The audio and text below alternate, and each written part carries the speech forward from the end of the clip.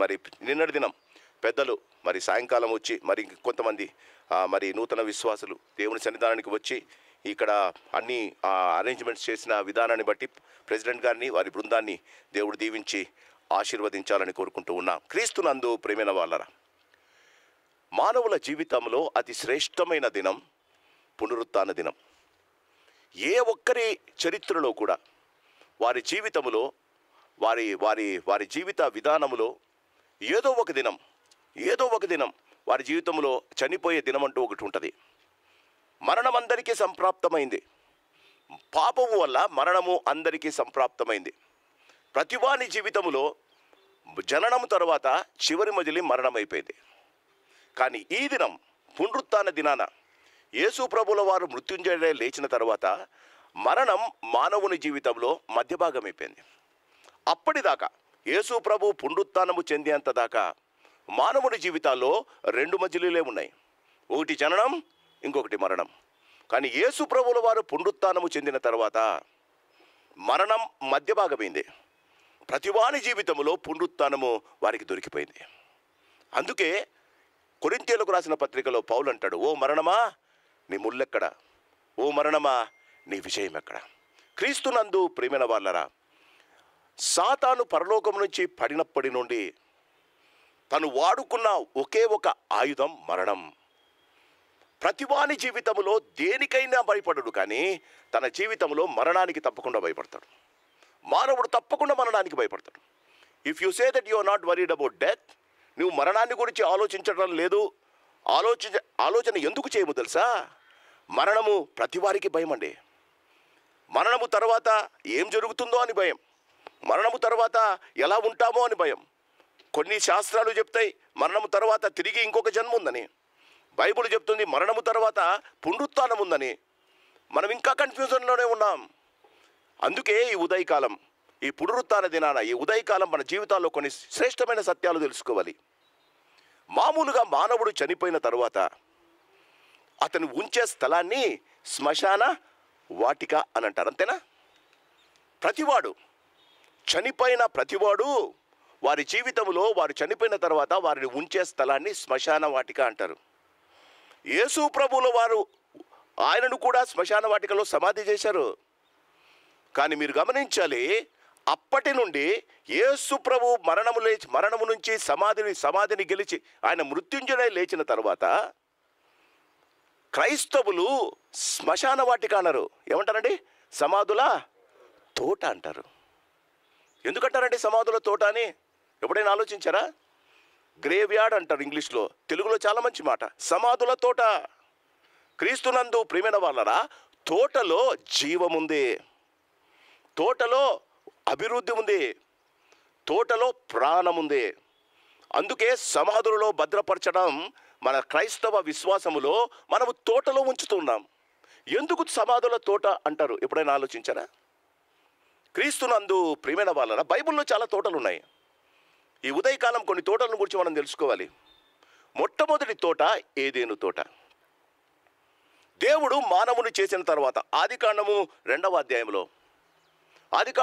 అధ్యాయంలో దేవుడు మానవుని చేసిన తర్వాత, ఒక్కసారి నాతో పాటు బైబిల్ ఉన్నవారు ఆదికాండము 2వ అధ్యాయము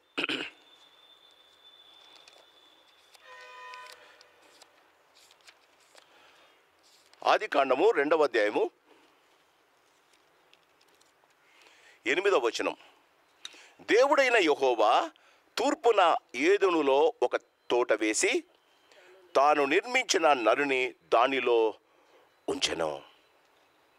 దీనిని ఏమంటారండి? ఏదేను తోట. ఏదేను తోట అంటే జీవము కలిగిన తోట.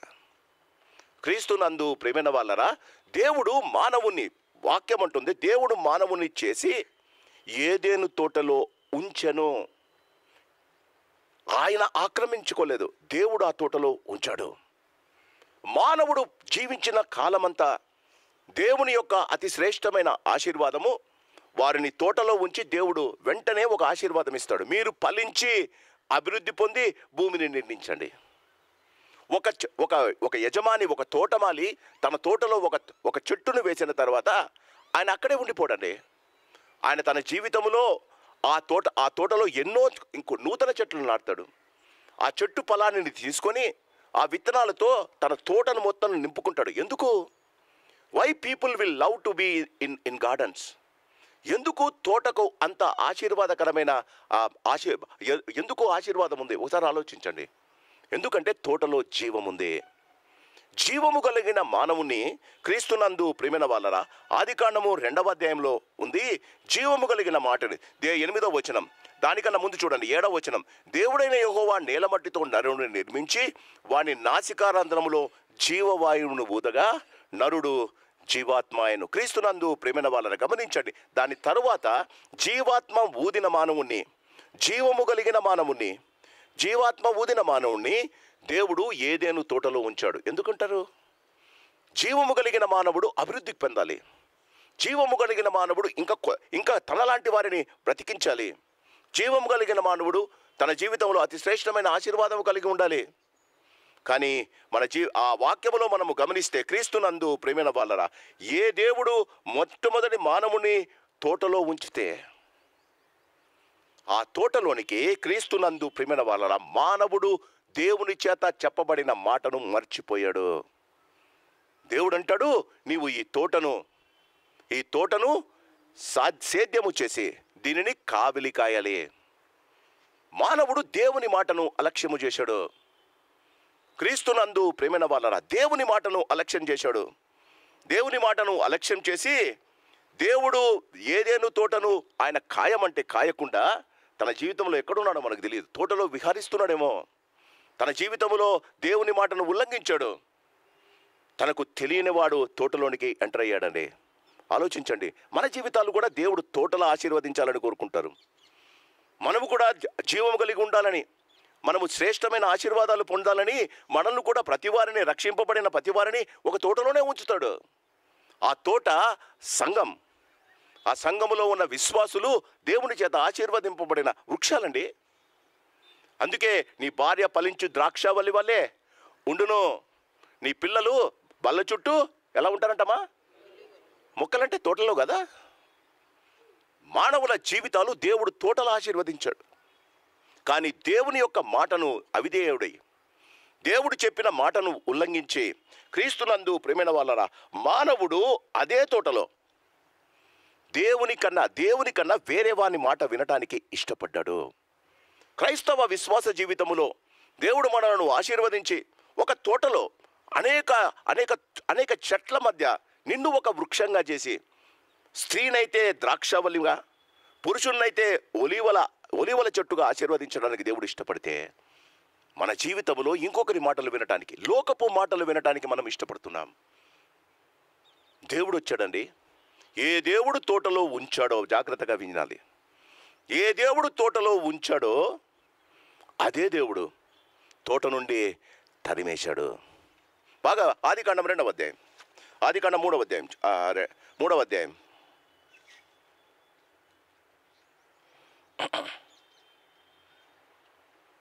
ఆదికాండము 3వ అధ్యాయము 9వ వచనం. దేవుడైన యెహోవా ఆదామును పిలిచి, నీవు ఎక్కడ ఉన్నావు అనెను. అందుకతడు, నేను తోటలో నీ స్వరము విన్నప్పుడు. ఏమంట? దేవుడు వెంటనే ఒక మాట అన్నాడు, నీవు దిగంబరివనే ఎవడు చెప్పాడు? ఈ లోకములో దేవుని తోటలో నివసిస్తున్న మనం, రక్షణ చేత ఆశీర్వదింపబడే అనేకులకు రక్షణకు కారణం కావలసిన మన జీవితాలలో దేవుని రక్షణ వస్త్రాన్ని ధరింపజేసి మన జీవితంలో ఆశీర్వాదకు కారణం చేస్తున్న దేవుని మాటను పెడచెవిని పెట్టి బాగా ఆలోచించండి. లోకములో ఉన్నదంతా ప్రతి ఆదివారం చెప్పాల్సిన అవసరం లే. లోకంలో ఉన్న డంబాల కోసం, లోకములో ఉన్న ఆస్తిపాస్తుల కోసం, లోకములో ఉన్న సంతోషం కొరకు వెతుక్కుంటూ దిగంబరులమైపోతున్నాం. Why God driven him away? దేవుడు వారిని అతి శ్రేష్టమైన ఆశీర్వాదముతో నింపి ఉండగా మానవుడు తనంతకు తానుగా దిగంబరుడయ్యాడు. తనే అంటున్నాడు, నేను దిగంబరినై. మొదటి తోట దేవుడు జీవముతో నింపాలని ఇష్టపడ్డాడు. క్రీస్తునందు ప్రేమైన వాళ్ళరా, కానీ మానవుడు తన పాపము చేత ఏమన్నాడండి? ప్రభువా, నీ మాట కాదు, సాతాను మాట చాలా బాగుందయ్యా. సాతాను ఏమన్నాడండి? ప్రభువుకు మీరంటే ఇష్టం లేదు, మీరు దేవుడు తినొద్దన్నాడు అంటే ఏమన్నాడు తెలుసా? సాతాను వచ్చి మీరు దేవదూతలు మీరు దేవదూతల్లా ఉంటారని దేవునికి భయమయ్యా. వాస్తవానికి దేవుడు దేవదూతలుగానే మనం చేశాడండి. సాతాను ఏ నరకం నుంచి సాతాను పడవేయబడ్డాడు. మానవుడు ఎందుకు చేశాడు దేవుడు? సాతాను 1/3 ఖాళీ అయిపోయింది. పరలోకం 1/3 ఖాళీ అయిపోయింది సాతాను చేర్ల పడిపోవడం వల్ల. ఆ పడిపోయిన స్థలాన్ని మానవులతో నింపాలని దేవుడు కోరుకున్నాడండి. కానీ మానవుడు తన జీవితంలో దేవుని మాటను పెడచెవిని పెట్టి తన జీవితంలో సాతాను మాటను విని తన జీవితంలో ఇంకా భయంకరంగా తయారయ్యాడు. క్రీస్తునందు ప్రియమైన వాళ్ళరా, మొదటి తోట జీవము చేత పెళ్ళుబుకోవాల్సిన తోట, క్రీస్తునందు ప్రియమైన తోట, ఈ తోటను పాపము పుట్టిన తోటగా మానవుడు మార్చివేశాడు. మొదటి తోట. అప్పటి నుండి దేవుడు ఎంతోమందిని ఆ తోటను సరిచేయాలని, మానవుని జీవితాలను బాగు చేయాలని, వారి జీవితంలో వారు పోగొట్టుకున్న రక్షణ వస్త్రాలను వారికి ధరింపచేయాలని ఎంతోమందిని పంపాడు. ధర్మశాస్త్రాన్ని ఇచ్చాడు, కావలసినన్ని విధులను ఇచ్చాడు. మీరు ఇలా ఉంటే ఆశీర్వదింపబడతాడు. ఏ దేవుడు తోటను చేశాడో, ఏ దేవుడు నరుని పెట్టాడో, ఏ దేవుడు తన జీవితంలో అదే దేవుడు పాపము పుట్టిన తోట నుండి మానవుని తరిమివేశాడో, ఆ దేవుడు అనుకున్నాడు తిరిగి నేను తోటలో మానవుని పెట్టాలి. క్రీస్తునందు ప్రేమైన వాళ్ళ ప్రతివారు తన జీవితంలో ఆ తోటలోనికి వెళ్ళాలని ఇష్టపడుతున్నారండి. దేవుడు తన జీవితంలో ఆదాము ద్వారా మనకు సంక్రమించింది ఏంటో తెలుసా? జీవితంలో తోటలో ఎంజాయ్ చేయవలసిన లైఫ్ మనకు దూరమైపోయింది. పాపము ప్రతివాడికి సంప్రాప్తమాయను. ఏ తోట నుండి మనము తోలివేయబడ్డామో ఆ తోటలోనికి వెళ్ళడానికి దేవుడు చాలా ప్రయత్నాలు చేశాడు. ప్రవక్తలను పంపాడు, ధర్మశాస్త్రాన్ని ఇచ్చాడు, కావలసిన విధులను ఇచ్చాడు. మానవుడు సంతోషంగా ఉండాలని కోరుకున్నాడు. చివరికి యోహాను 3:16 ప్రకారంగా దేవుడు లోకాన్ని ఎంతో ప్రేమించాడు. ప్రేమించిన వాడు ఉండలేదండి. ఆ తోటను గురించి బాగా ఆలోచించాడు. ఏ దేవుడైతే ఆ తోట నుండి ఆదామును తోలివేశాడో ఆ తోటలోనికి తిరిగి ఆయనను పంపించాలి అంటే తన కుమారుణ్ణి మనిషిగా ఈ లోకానికి పంపాడు. ఆయనే ప్రభు అయిన యేసుక్రీస్తు. ఆయన పాపము లేకుండా జీవించాడు. ఏ తోటలో పాపము ప్రవేశించి మానవుడు ఆ తోట నుండి తోలివేయబడ్డాడో ఆ తోటను గురించి ఆలోచించడానికంటే ముందు క్రీస్తునందు ప్రేమైన వాళ్ళరా, యేసు ప్రభుల వారు ఆ పరలోకాన్ని గురించే చెప్పాడు. ఆ పరలోకంలో ఉన్న ప్రతి విషయాన్ని గురించి చెప్పాడు. పరలోకపు తండ్రి యొక్క అభిరుచులను చెప్పాడు. పరలోకపు తండ్రిని మనం ఎలా ఉండాలో కూడా చెప్పాడండి. చెప్పిన తర్వాత చివరి దశలో ఆయనకు ఒక అలవాటు ఉండేది. క్రీస్తునందు ప్రేమైన వాళ్ళ యేసు ప్రభువుకు ఒక అలవాటు ఉండేది. ఆయన ఎప్పుడైనా ప్రార్థన తన శిష్యులను తీసుకొని ప్రార్థన చేయాలంటే ఆయన ఒక చోటుకి వెళ్ళేవాడు. ఎక్కడికి వెళ్ళేవాడండి? చెప్పాలి. ఎక్కడికి వెళ్ళేవాడు? గెత్సేమనే తోటకు వెళ్ళాడు. మార్కు సువార్త 14వ అధ్యాయం, బైబిల్ ఉన్న వారు తీయండి ప్లీజ్. మార్కు సువార్త 14వ అధ్యాయం 22వ వచనం కొంచెం చదివి పెడతారా? మార్కు సువార్త 14వ అధ్యాయము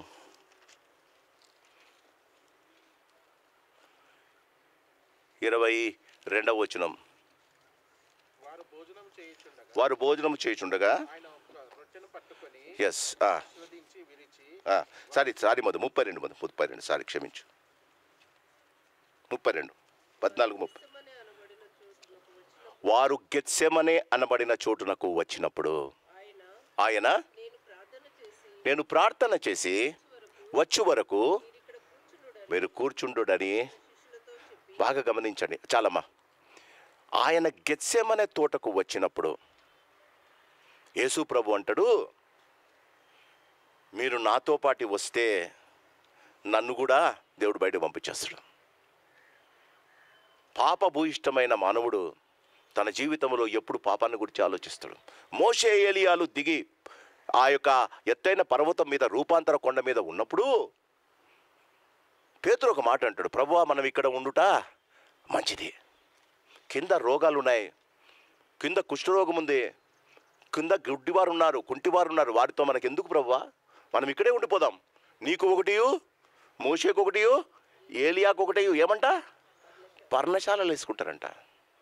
జీవితంలో పర్ణశాలలు మనము స్థిరత్వానికి గుర్తు. మన జీవితాలలో మనము ఈ లోకములో నిలిచిపోదామన్న ఆలోచనకు గుర్తు. ప్రభు అంటాడు చూడండి, వాళ్ళు వారు ఆ మాట అంటుండగా పేతురు ఆ మాట అంటున్నప్పుడు ఒక మేఘము వారిని కమ్మెను అనుంది లూకాసు వార్తలో. ఒక మేఘము వారిని కమ్మెను, పరలోకము నుంచి ఒక మాట వినిపించింది. ఏంటంటే, ఈయన నా ప్రియకుమారుడు, ఈయన మాట వినుడి. అంతే. మనము తిరిగి తోటలోనికి వెళ్ళాలి అంటే ఇప్పుడు మోషే ఏలియాలు తర్వాత వారికి కనిపించలేదంట. యేసు ప్రభు గెత్సేమనేకి వెళ్ళినప్పుడు రాతివేత దూరం అనుంది. రాతివేత దూరంలో వారిని కూర్చోబెట్టి ఆయన ఒక మాట అంటాడు. ఏమంటాడమ్మా? మీరు శోధనలో పడకుండా. ఏ తోటలో శోధనలో మీ తాతగారు పడిపోయారో మీరు ప్రతినిత్యము ఈ తోటలో పడిపోతారు. యేసు ప్రభు లోపలికి వెళ్ళి ఆయన ప్రార్థన చేశాడంట. ఏమని ప్రార్థన చేశాడమ్మా? నా చిత్తము కాదు, నీ చిత్తం. మొదటి తోట దేవునికి అవిధేయత చూపిన పాపపు తోట, పాపము పుట్టిన తోట.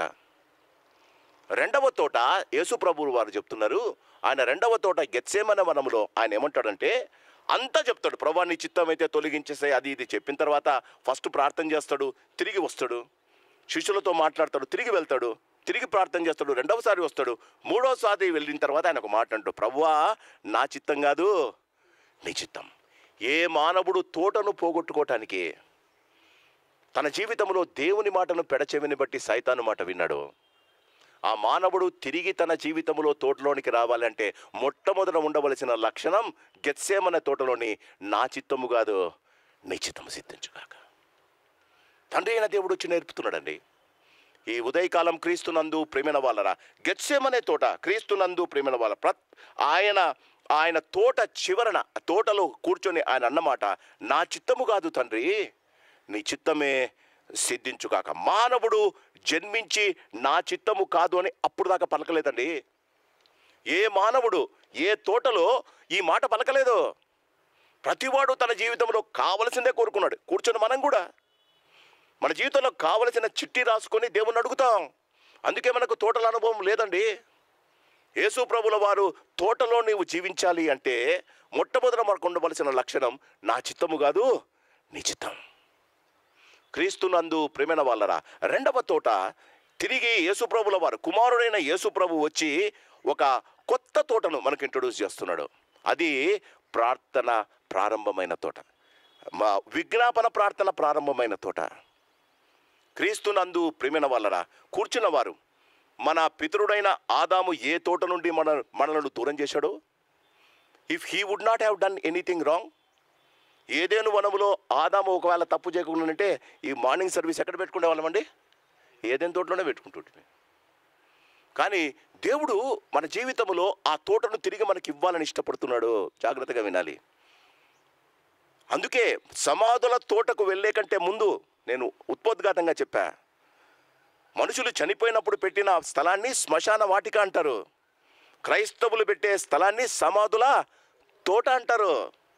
ఎందుకంటే మనము బూర్చబడ్డంలే, మనము విత్తనాన్ని, శరీరం అనే విత్తనాన్ని వేస్తున్నాం. క్షయమైనదిగా విత్తబడి అక్షయమైనదిగా లేపబడును, మృత్యమైనదిగా విత్తబడి అమర్త్యమైనదిగా లేపబడును అని వాక్యంలో ఉంది. ఈ ఉదయకాలం గమనించాలి. నీవు ఆ తోటలోనికి ఉండి అమర్త్యమైనదిగా నిత్యము జీవించేదిగా నిత్య జీవం కలిగి ఉండాలి అంటే మొదట నీవు ఈ తోట గుండా వెళ్ళాలి. రెండవ తోట క్రీస్తునందు ప్రియమైన వాళ్ళరా, ఆయన ప్రార్థన చేసిన గెత్సేమనే తోట. అక్కడ ఒక శ్రేష్టమైన ఆశీర్వాదం ఉంది. నా చిత్తము కాదు, నీ చిత్తం సిద్ధించుగాక. ఈ ఉదయకాలం క్రీస్తునందు ప్రియమైన వాళ్ళరా, ఎవరైతే తన జీవితంలో తన చిత్తాన్ని పక్కన పెట్టి జీవితంలో, ఇది చాలా కష్టమండి. Everybody wants to have happiness. జీవితంలో ఆదాము పోగొట్టుకున్న సంతోషం, ఆదాము పోగొట్టుకున్న ఆనందం, ఆదాము పోగొట్టుకున్న సహవాసం, ఆదాముతో పోగొట్టుకున్న దేవునితో స్నేహం తిరిగి కావాలని ప్రతివాడు కోరుకుంటాడు. యేసు ప్రభు మనకు నేర్పుతున్నాడు, జీవితంలో తిరిగి పోగొట్టుకున్న ఆనందం, తిరిగి పోగొట్టుకున్న తోట అనుభవం నీకు కావాలి అంటే మనమందరము గెత్సేమనే తోటకుండా పోవాలి. ఏమని ప్రార్థన చేయాలి? నా చిత్తం కాదు ప్రభువా, నీ చిత్తం. మూడవ తోట క్రీస్తునందు ప్రియమైన వాళ్ళరా, ఆయన ఒక్కసారి నాతో పాటి ఈ యోహాను సువార్త 19వ అధ్యాయం, యోహాను సువార్త 19వ అధ్యాయం. యోహాను సువార్త 19వ అధ్యాయం 41వ వచనం చదువుతారా? ఆయనను సిలువ వేసిన స్థలములో ఎప్పుడన్నా ఆలోచించారా? యేసు ప్రభువును సిలువ వేసిన స్థలములో ఒక తోట ఉండెను. వాస్తవానికి పాస్టర్లుగా మేము చెప్పేటప్పుడంతా గొల్గత్తా దగ్గర వేశారు, గొల్గత్తా కొండ మీద వేశారు. గొల్గత్తా కొండ ఎక్కడుందో తెలుసా? ఒక తోటలో ఉంది. ఆ తోటలో ఒక సమాధి ఉంది. ఆ సమాధి అరిమత్తయి యోసేపుది. యేసు ప్రభుల వారు క్రీస్తునందు విజ్ఞాపన ప్రార్థన చేయడానికి ఆయన కోరుకున్న స్థలం గెత్సేమనే తోట. ఆయన చనిపోయేటప్పుడు కూడా ఆయనను చూడండి, మీరే వాక్యంలో చూడండి. ఆయనను సిలువ వేసిన స్థలములో ఒక తోట ఉండెను. ఆ తోటలో ఎవడును ఎప్పుడును ఉంచబడని ఒక కొత్త సమాధి ఒకటి ఉండెను. Why did God choose a garden where there is a tomb? ఏ మానవుడు తన జీవితంలో తోటలను పోగొట్టుకున్నాడు? ఏదైనా తోటకు పోయిందండి. జీవవృక్ష ఫలాలు తినలేకపోయాడండి. యేసు ప్రభుల వారు వచ్చి ఆయన ప్రార్థన చేసి తండ్రి చిత్తము ఎప్పుడైతే నెరవేర్చడానికి ఇష్టపడ్డాడో, ఆయన చనిపోయిన యేసును వారు సిలువ వేసిన స్థలం కపాలం అనబడిన స్థలం. మనిషి పుర్రె ఆకారంలో ఉంటుందట కొండ. అంటే ఇలా రౌండ్గా ఉంటుంది. ఒకసారి ఆలోచించండి, పుర్రె ఎలా ఉంటుందండి? ఆ పుర్రె అలాంటి దగ్గరికి యేసు ప్రభుని ఎందుకు అక్కడ తీసుకెళ్లారంటే, అది ఎక్కడానికి చాలా కష్టం. ఆయన పైనుంచి చాలాసార్లు కింద పడ్డాడట ఎక్కడానికి, సిలువను ఎత్తుకున్నప్పుడు. వారికి తెలియదు యేసు ప్రభు ఆ స్థలాన్ని కోరుకున్నాడని. ఎందుకో తెలుసా? అక్కడ తోట ఉంది. God has come back to put us back into that garden which Adam has lost. యేసు ప్రభుల వారు వచ్చిన ఒకే ఒక్క ఉద్దేశం, పోగొట్టుకున్న ఏదైనా వనంలో ఆ జీవవృక్ష ఫలాలు తినగలిగిన అర్హత మనకు దొరకాలి. అందుకే ఆయన ఒక తోట ఉన్న కపాలం అనబడే స్థలాన్ని ఎన్నుకున్నాడు. వారు అక్కడే ఆయన సిలువ వేశారు. ఆయన సిలువ వేసిన స్థలంలో ఒక తోట ఉందట. క్రీస్తునందు ప్రేమైన వాళ్ళరా, యోహాను సువార్త 19లో ఒక మాట చెప్తాడు. ఆయనను చంపిన స్థలములో, ఆయన సిలువ వేసిన స్థలంలో ఒక తోట ఉండెను. క్రీస్తునందు ప్రేమైన వాళ్ళరా, యోహాను సువార్త 19వ అధ్యాయంలో మగ్దలేనే మరియా పొద్దున సమాధి దగ్గరికి వస్తుంది. ఇంకా పెందలగడగా ఉన్నప్పుడు మగ్దలేనే మరియా వస్తుంది. మగ్దలేనే మరియా వచ్చి బాగా గమనించండి, తోటలోనికి పోలే. ఆమె ఎక్కడికి వెళ్ళిందండి? సమాధిలోనికి వెళ్ళింది. అక్కడ రాయి గురించి రాయబడలే. సమాధి తెరిచి ఉంది. యేసు ప్రభు శరీరం అక్కడ లేదు. ఒకసారి నాతో పాటు 19వ అధ్యాయం,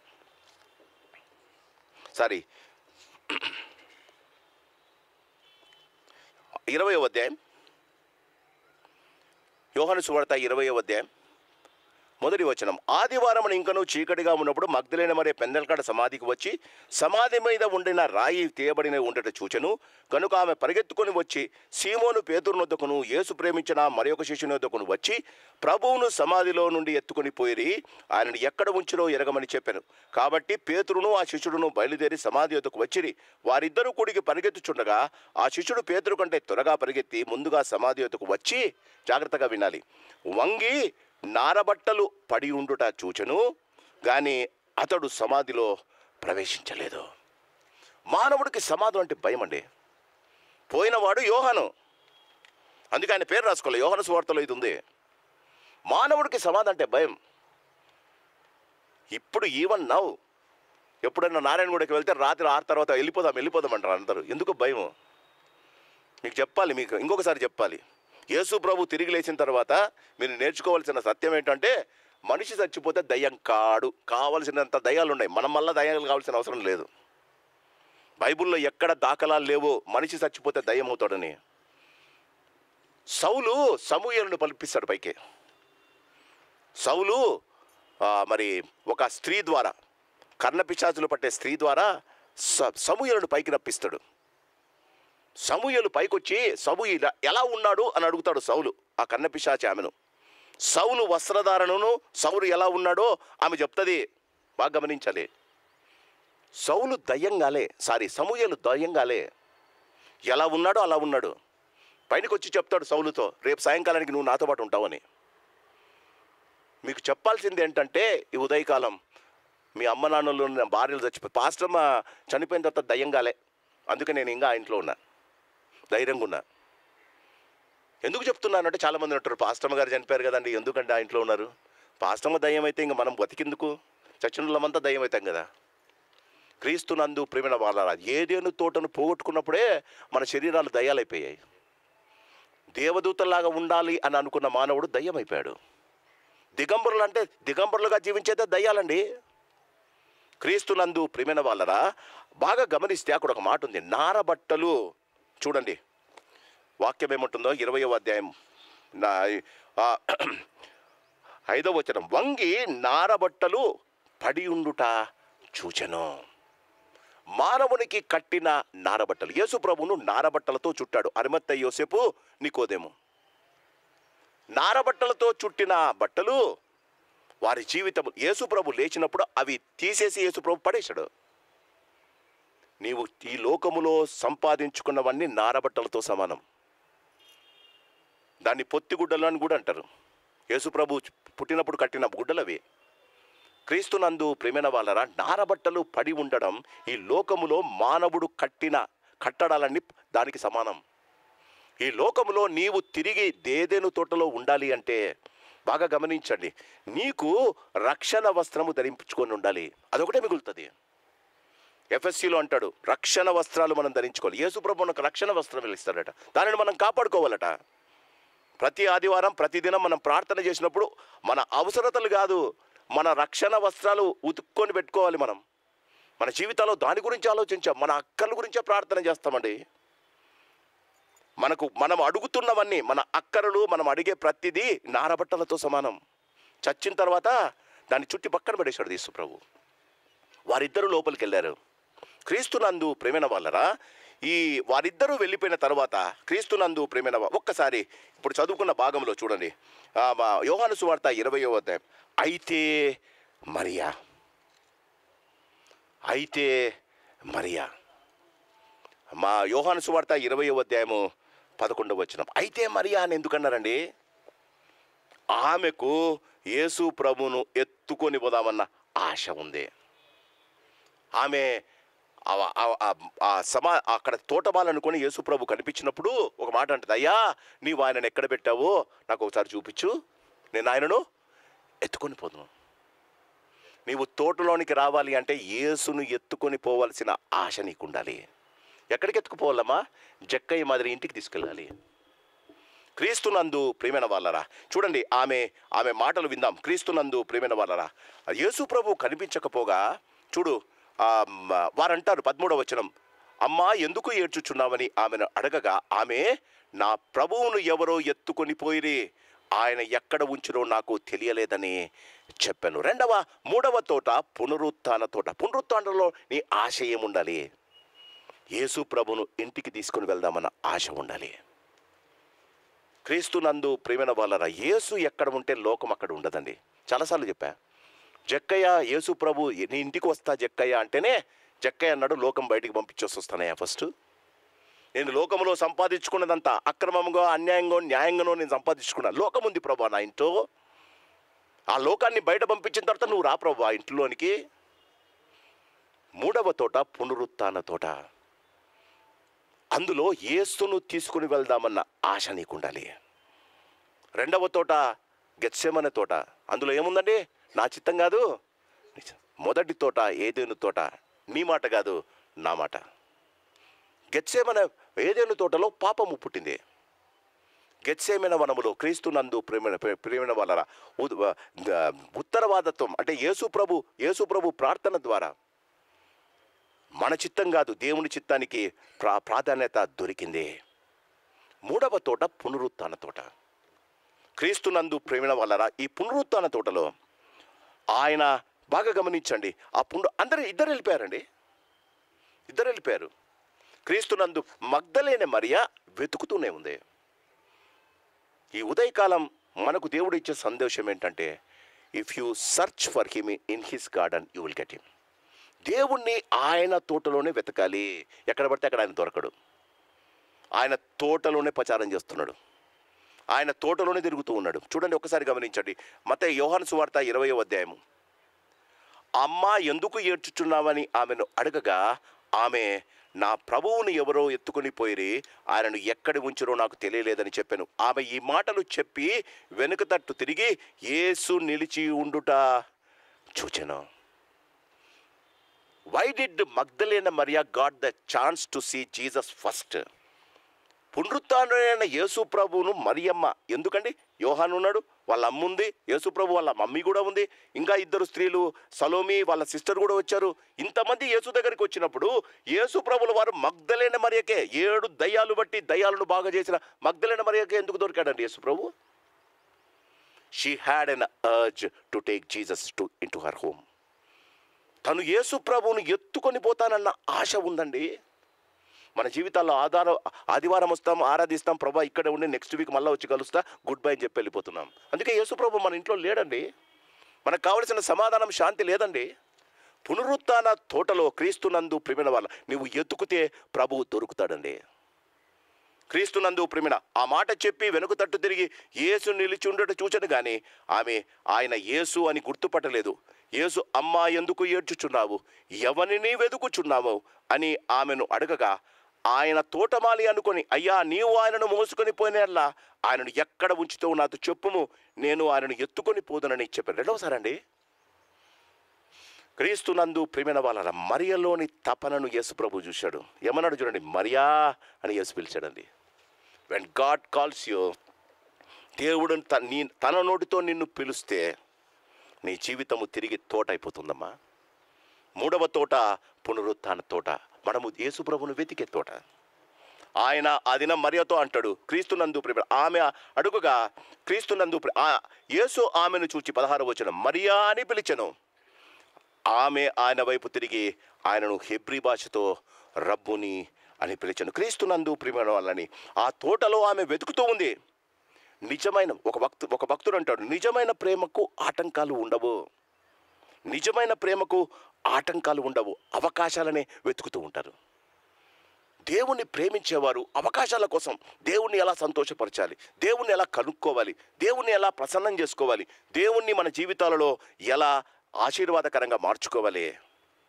పునరుత్థాన తోట దేవుడు నీకు ఒక అవకాశం ఇస్తాడు. పునరుత్థాన తోట దేవుడు నీకు ఒక అవకాశం ఇస్తాడు ఆయనను వెతకడానికి. మనం దేన్ని వెతుకుతున్నామండి? యేసు ప్రభు తోటలోనే ఉన్నాడు. మానవుని జీవితం ఎక్కడ పోగొట్టుకున్నాడో దేవుడు అక్కడే ఉండడానికి ఇష్టపడుతున్నాడు. ఆలోచించండి, దేవుడు తోటలోనే ఉన్నాడమ్మా, ఆయన బయటికి రాలేదమ్మా. ప్రభువును బాగా గమనించండి. ఆయన మరియతో ఒక మాట అంటాడు, యోహాను సువార్త 20వ అధ్యాయం, మరియా అని పిలిచెను. ఆమె ఆయన వైపు తిరిగి హెబ్రీ భాషతో రబ్బుని అని పిలిచెను. ఆ మాటకు బోధకుడు అని అర్థము. యేసు ఆమెతో, నేను ఇంకను తండ్రి యొద్దకు ఎక్కిపోలేదు. ఈ మాట మీరు వినాలి. యేసు ప్రభు వచ్చింది నేను చెప్పాను. యేసు ప్రభు వచ్చిన ఒకే ఒక ఆలోచన, ఏ తోట నుండి మానవుడు తీయబడ్డాడో ఆ తోటలో మానవుని తిరిగి పెట్టాలి. కూర్చో కూర్చో కూర్చో కూర్చో త్వర కూర్చో కూర్చో. ఏ తోట నుండి మానవుడు తీయబడ్డాడో ఆ తోటలోనికి మానవుని తిరిగి ఉంచాలి. నువ్వు వెతుకుతే నీకు దొరికిన తర్వాతే తండ్రి దగ్గరికి వెళ్ళడానికి ఇష్టపడుతున్నాడు దేవుడు. యేసుప్రభు అంటాడు, నేను ఇంకా నువ్వు తండ్రి యొద్దకు ఎక్కిపోలేదు. Mary got Jesus and Jesus says now I will go to her. మేరీకి తోటలో యేసుప్రభు దొరికాడండి. దొరికిన తర్వాతే ప్రభు అంటాడు, నేను ఇప్పుడు పరలోకానికి ఎక్కిపోతాను. క్రీస్తునందు ప్రియమైన వాళ్ళరా, మొదటి తోట పాపము పుట్టిన తోట, ఇది ఏదెను తోట. రెండవ తోట గెత్సేమనే తోట, నా చిత్తము కాదు నీ చిత్తం అన్న అతి శ్రేష్టమైన ప్రార్థన పుట్టిన తోట. మూడవ తోట పునరుత్థాన తోట, యేసు దొరికే చోట. మనం లోకంలో ఎత్తుకుతున్నామమ్మా, మనం లోకంలో ఎత్తుకుతున్నాం యేసు ప్రభువును. లోకములో ఆయన, అందుకే వాక్యం ఉంటుంది కదా, మన జీవిత యేసు ప్రభు లోకములో దొరకడమా. లోకములో ఉన్నవి చాలా ఉన్నాయి, మనం దాని చుట్టూ తిరుగుతున్నాం. పునరుత్థాన తోటలో యేసు ప్రభు మగ్దలేన వరకు కనిపించిన తర్వాత ఆయన అంటాడు, నేను ఇప్పుడు తండ్రి దగ్గరికి ఎక్కిపోతా, నీకు నేను దొరికా. మానవునికి దేవుడు దొరికిన తర్వాతనే పునరుత్థాన తోటలో దేవుడు పరలోకానికి వెళ్ళాడు. క్రీస్తునందు ప్రియమైన వారు, చివరి తోట, మన జీవితాల్లో చివరి తోట క్రీస్తునందు ప్రియమైన వాళ్ళరా. ప్రకటన గ్రంథం 22వ అధ్యాయం, ప్రకటన గ్రంథం 22వ అధ్యాయము మొదటి 2 వచనాలు. ప్రకటన గ్రంథం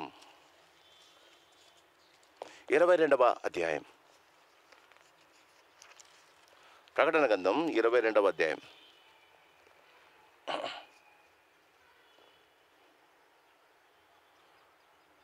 చదువుతాను ఏమన్నా. మరియు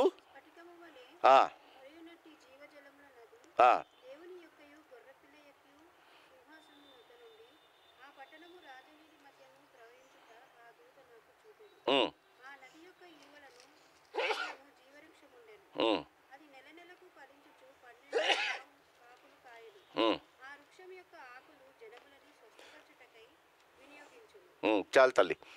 చివరిది పరలోకపు క్రీస్తునందు ప్రేమిన వాళ్ళరా పరదైసు తోట.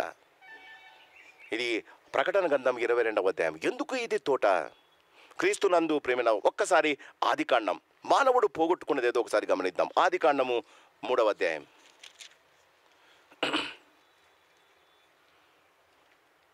ఆదికాండము 3వ అధ్యాయము 22వ వచనం. మానవుడు దేవునితో పాటు ఏమి పోగొట్టుకున్నాడో ఆ తోటలో, ఏదెను వనములో. ఆ ఆదికాండము 3వ అధ్యాయము 22వ వచనం. అప్పుడు దేవుడైన యెహోవా, ఇదిగో మంచి చెడ్డలను ఎరుగునట్లు ఆదాము మనలో ఒకని వంటి వాడాయను. కాబట్టి అతడు ఒకవేళ తన చెయ్యి చాచి ఏమంట గట్టిగా చదవాలి, జీవవృక్ష ఫలమును కూడా తీసుకొని తిరిగి, 3వ అధ్యాయంలో ఉంది, జీవవృక్ష ఫలాలను మానవుడు తినకూడదు. జీవవృక్ష ఫలాలు తింటే నిరంతరం జీవించేస్తాడు. యేసుప్రభు తండ్రి అయిన దేవుడు చెప్పిన మాట. ప్రకటన గ్రంథం పరదైసు తోటలో క్రీస్తునందు ప్రేమిన వాళ్ళ అదే జీవవృక్ష ఫలము ఉంది. చూడండి, ప్రకటన గ్రంథం 22వ అధ్యాయం. మరియు స్ఫటికము వలె మెరియునట్టి జీవజముల నది దేవుని యొక్కయు గొర్రెపిల్ల యొక్క సింహాసనమునొద్ద నుండి ఆ పట్టణపు రాజవీధి మధ్యన ప్రవహించుట ఆ దూత నాకు చూపెను. దేవుడు ఎంత మంచోడండి. పరదేశు తోటలో మినరల్ వాటర్ ఉన్న నదిని పెట్టాడు. మనమంతా నార్మల్ వాటర్ తాగమని దేవునికి కూడా తెలుసు. ఈ దినాలలో ప్రతివాడు ఏమన్నా అంతేనా, మినరల్ వాటరేనా? ప్రతివాడు అంతేనా? నార్మల్ వాటర్ తాగరు కదా. హోటల్కి వెళ్ళినా వాడు వాటర్ పెడుతున్నా మనకు మినరల్ వాటర్ కావాలి. స్ఫటికము వలె మెరియునట్టు ఒక నది ఉందట, దట్స్ మినరల్ వాటర్ అండి. యేసు బాగా గమనించండి. ఆదామును ఏ తోట నుంచి తరిమి వేశాడో అదే తోట పరదైసులో ఉంది. అందులో జీవవృక్ష ఫలాలు ఉన్నాయి. క్రీస్తున్న ఆ మాట ఏమంటాడంటే, ఆ దూత ఈ ఆవలను, నది యొక్క ఈవలను ఆవలను జీవవృక్షముండెను. అది నెలకు ఫలించుచు 12 కాపులు కాయను. ఆ వృక్షం యొక్క ఆకులు జనులను స్వస్థపరచుటకై వినియోగించబడును. క్రీస్తునందు ప్రేమిన వారు పరదైసు తోటలో ఏదేను వనములో మానవుడు పోగొట్టుకున్న అతి శ్రేష్టమైన ఆ జీవవృక్ష ఫలాలను అక్కడ పెట్టాడు. Who is entitle to have this? ఎవరికి జీవవృక్ష ఫలాలు దేవుడిస్తాడు? క్రీస్తునందు ప్రేమ జయించువానికి, వాక్యంలో ఉంది ప్రకటన గ్రంథం, జయించువానికి జీవవృక్ష ఫలములను నేను తిననిత్తును. ఆదికాండము 3వ అధ్యాయంలో అంటాడు దేవుడు, ఆదాము మన వంటి వాడు అయిపోయాడయ్యా, ఆయన చెయ్యి చాచి జీవవృక్ష ఫలాలను తింటాడేమో. ప్రకటన గ్రంథం 22 పరదేశు తోటలో దేవుడు జీవవృక్ష ఫలాలను పెట్టి దేవుడు అంటాడు, జయించువాడు. దేన్ని జయించువాడండి? చెప్పాలి, దేన్ని జయించువాడు? తన మాటను జయించువాడు. దేవుని మాటను గెలిపించి తన మాటను గెలిచే, దేవుని మాటను గెలిపించి తన మాటలో ఓడిపోయేవాడు. రెండవది, దేవుని చిత్తాన్ని గెలిపించి తన చిత్తాన్ని ఓడగొట్టుకునేవాడు. మూడవది, దేవుని వెదికి ఆయనను దొరికించేవాడు. వీడు జయించేవాడు. క్రీస్తునందు ప్రియమైన వాళ్ళరా, ఏదేను తోటకు ఆయన కెరూబులు చెరువులు పెట్టారు. ఎక్కడుందో కూడా దేవుడికి తెలీదు. పునరుత్థాన తోట ఉంది, ప్రతివారు వెళ్ళొచ్చు. Everybody has, I'm closing it, everybody has N entry. పునరుత్థాన తోట, అందుకే ప్రభు వచ్చిన తర్వాత పునరుత్థాన తోటను నీ ఇల్లు చేసేసాడు. మత్తయి సువార్త 6వ అధ్యాయం 6వ వచనంలో ఏమంటాడు? నీవు గదిలోనికి వెళ్ళి నీ తలుపు వేసుకొని రహస్యమందున్న నీ తండ్రికి ప్రార్థన చేయి. Your house is Gethsemane. ఉపయోగించుకోవడంలే. నీ ఇల్లు గెత్సెమనే. మత్తయి 6:6. నీవు ఒంటరిగా నీవు ఇంటిలోనికి వెళ్ళి నీ తలుపు వేసుకొని గెత్సెమనే మన కోసం ఎతకాల్సిన పని లేదండి. క్రీస్తునందు ప్రియమైన గెత్సేమనే వనకు వెళ్ళి మనము వెతుకుతే అక్కడ దేవుని చిత్తాన్ని జరిగిస్తే యెషయా గ్రంథంలో ఉంటాడు, నీవు నాకు దొరకగా నేను నిన్ను పూజించితిని. ఆయన వాక్యము దొరకగా నేను ఆయనను పూజించితిని. ఎలాగంటే యేసుప్రభును మోసుకొని వెళ్తాం? ఆయన మాటలను మన హృదయంలో నింపుకొని వెళ్ళడం వల్ల. గెత్సేమనే వనములో మనకు ప్రార్థన నేర్పించాడు. పునరుత్థాన తోటలో ఆయన మనకు దొరుకుతాడండి. ఎక్కడండి? ఆ వాక్యము శరీరధారియే కృపా సత్య సంపూర్ణుడుగా మన మధ్య నివసించను. ఎప్పుడు మనము వాక్యాన్ని మోసుకొని వెళ్తామో, యేసుప్రభుని తీసుకెళ్ళడం అంటే ఏంటండి? వాక్యాన్ని హృదయంలో నింపుకొని, లోకము కాకుండా దేవుని వాక్యం నింపుకొని వెళ్ళడం అండి. మూడవది పరదైసు తోట. నేను చెప్పాను కదా, గెత్సేమనే వనముకి ఎవరైనా రావచ్చు, పునరుత్థాన తోటలోనికి ఎవరైనా పోవచ్చు, ఎతకొచ్చు. కానీ పరదైసు తోటకు ఎంట్రీ ఫీజు ఉందమ్మా. దీన్ని మీరు గమనించాలి. పరదైసునకు ఎంట్రీ ఫీజు ఉంది. ఆ ఎంట్రీ ఫీజు ఉందో ఒకసారి చూద్దామా? ప్రకటన గ్రంథం 20వ అధ్యాయం. బైబిల్ ఉన్నవారు తప్పకుండా చదవాలి. ప్రకటన గ్రంథం 20వ అధ్యాయం 15వ వచనం చెప్పాలి. ఎవని పేరైనను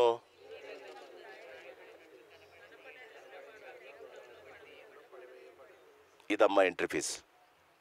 నీ పేరు జీవగ్రంథములో వ్రాయబడి ఉండాలి. ఎవని పేరైనను జీవగ్రంథమందు వ్రాయబడినట్టు కనబడని ఎడల, లేకపోతే ఎవని పేరు జీవగ్రంథమందు లేని ఎడల వానికి పరదైసు తోటలో ఎంట్రీ లేదమ్మా.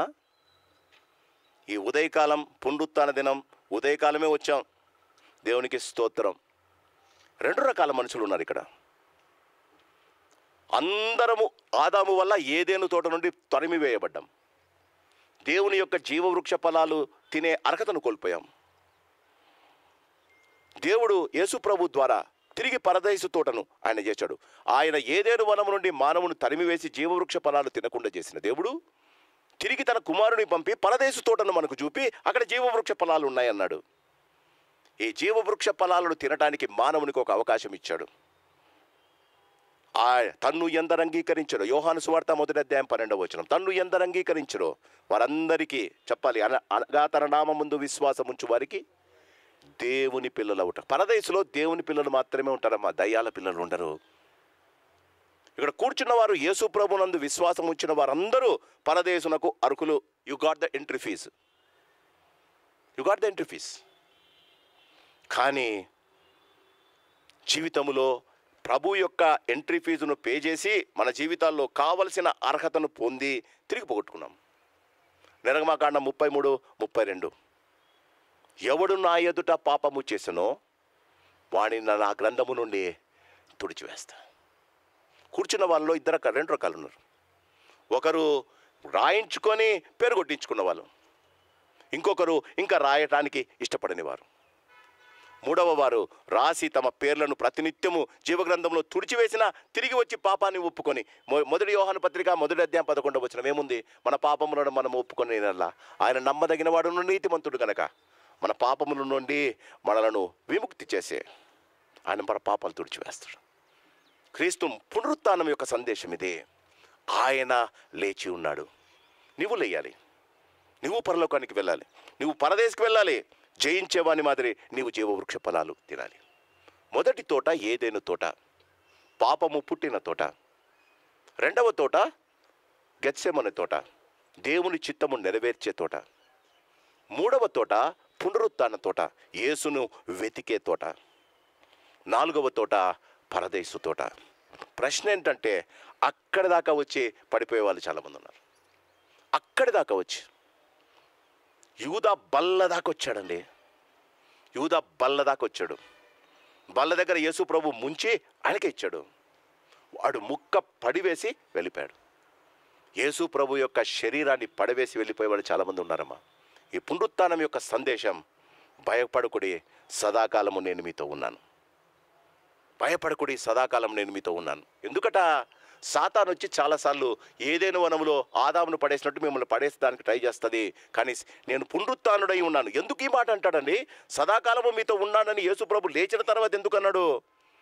ఆయన చనిపోయి తిరిగి లేచేదాకా ఆయన మానవుడిగా ఒకే చోటు, ఆయన కపెర్నహూములో ఉంటే కపెర్నహూములోనే ఉన్నాడు.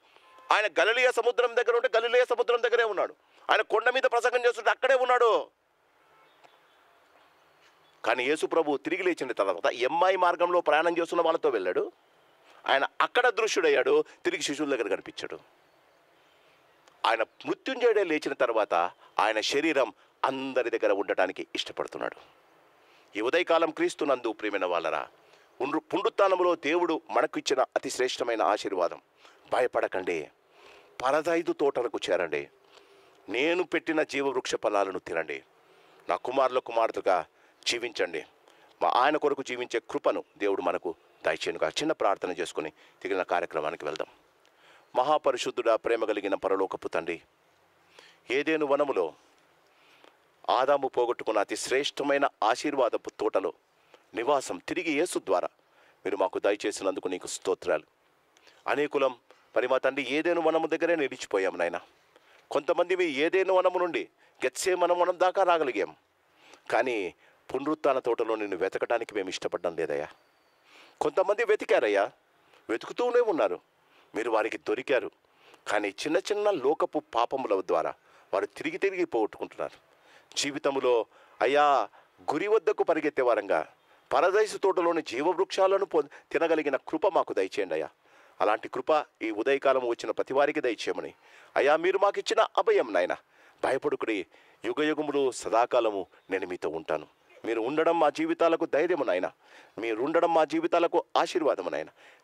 మీరు ఉండడం మా జీవితాల్లో అతి శ్రేష్టమైన కృపయ్య. అలాంటి కృప సంఘంలో ఉన్న ప్రతి వారికి దయచేయమని ప్రత్యేకంగా మేము మా జీవితాలలో ప్రతినిత్యము పునరుత్థాన తోటలోను, ప్రతినిత్యము గెత్సేమనే వనం తోటకుండా పరదైసు తోటలోనికి ప్రవేశించి నీ చేత, నీ ద్వారా, నీ కొరకై నీతో ఉండగలిగిన కృప మా అందరికీ దయచేయమని. ఈ ఉదయకాలం మీరు లేచారు నాయన, మేము కూడా ఒకనాడు లేచి పరదేశంలో ఉన్న ఆ తోటలోనికి మేము కూడా ప్రవేశం చేస్తామన్న నిరీక్షణతో నిన్ను స్తుతిస్తూ మా జీవితాలను మీరు ఆశీర్వదించినందుకు నీకు వందనాలు చెల్లిస్తూ యేసయ్య అతి శ్రేష్టమైన నామాన అడిగి బతిమలాడు వేడుకుంటున్నాం మా పరమ తండ్రి. ఆమెన్. ఈ సమయం